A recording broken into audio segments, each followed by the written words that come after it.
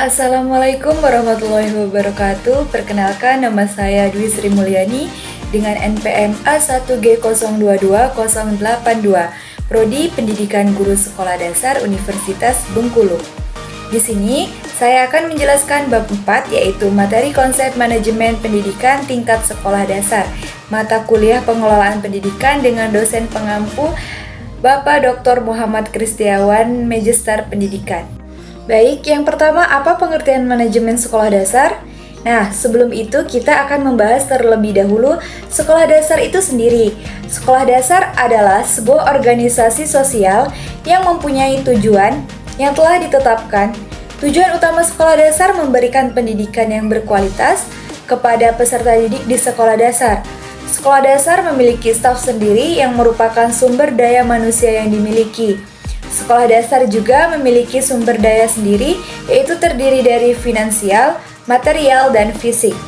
Nah, jadi manajemen sekolah dasar merupakan kegiatan mengelola atau mengatur sekolah dasar. Dengan kata lain, manajemen sekolah dasar berarti penggunaan orang-orang dan sumber daya yang lain untuk mencapai tujuan di sekolah dasar tersebut. Di sekolah dasar, kepala sekolah sebagai pengelola perlu menggunakan manusia, material, dan sumber daya finansial untuk memenuhi tujuan sekolah yang telah ditetapkan. Selanjutnya, seperti apa sih kerangka manajemen sekolah dasar? Ada 7 kerangka manajemen sekolah dasar, yaitu yang pertama, jadwal dan prosedur perencanaan anggaran tahunan sekolah. Yang kedua, peran kepala sekolah dalam penyusunan anggaran tahunan. Yang ketiga, laporan yang diinginkan pemerintah dari kepala sekolah mengenai kinerja sekolah secara umum dan pengeluaran anggaran. Yang keempat, wewenang yang didelegasikan kepala sekolah.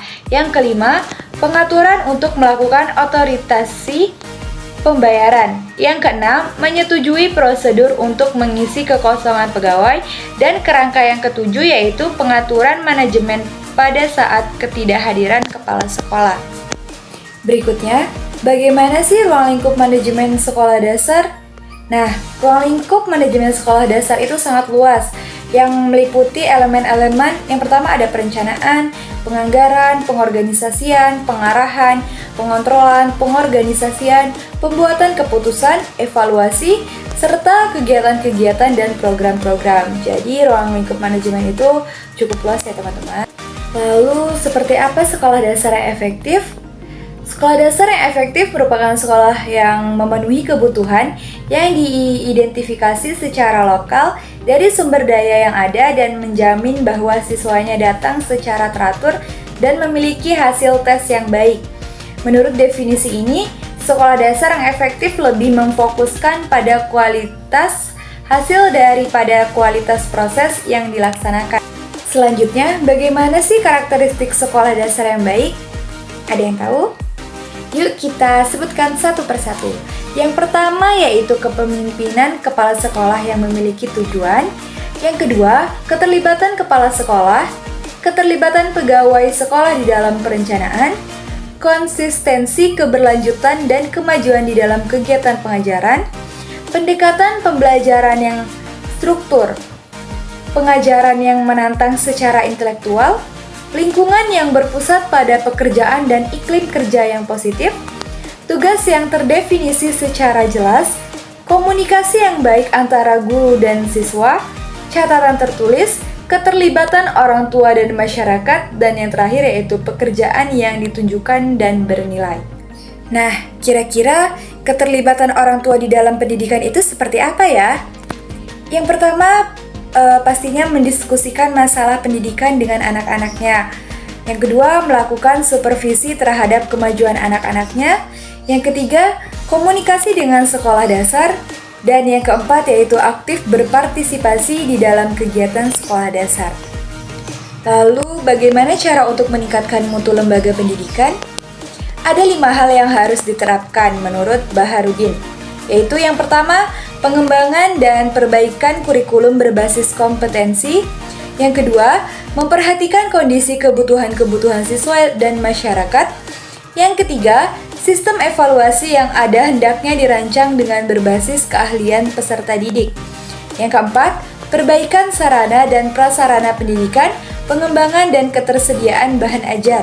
Dan yang terakhir yaitu menambahkan intensitas pelaksanaan pelatihan atau training bagi pendidik dan tenaga kependidikan. Selanjutnya, apa sih faktor penyebab perbaikan mutu tidak berjalan dengan lancar? Nah, jadi ada dua faktor penyebab perbaikan mutu selama ini tidak berjalan dengan lancar ya, yaitu yang pertama, strategi pembangunan pendidikan masih lebih besar pada input oriented. Hal ini berarti paradigma yang dijalankan pemimpin lembaga pendidikan terlalu bersandar pada asumsi bahwa bila mana semua input pendidikan telah dipenuhi, maka akan menghasilkan output atau keluaran yang bermutu. Faktor yang kedua yaitu pengelolaan pendidikan selama ini masih bersifat makro-oriented, diatur oleh jajaran birokrasi di tingkat pusat. Akibatnya, banyak faktor yang diproyeksikan di tingkat makro tidak terjadi atau tidak berjalan di tingkat mikro atau sekolah atau madrasah. Jadi, dapat saya simpulkan dari materi ini yaitu manajemen sekolah dasar merupakan proses di mana kepala sekolah dasar selaku administrator bersama atau melalui orang lain berupaya mencapai tujuan institusional sekolah dasar secara efisien.